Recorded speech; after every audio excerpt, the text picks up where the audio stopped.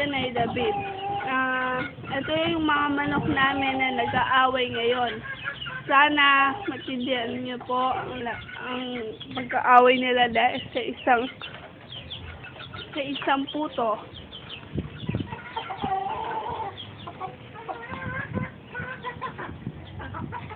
At sa isang pusa ay palagi nilang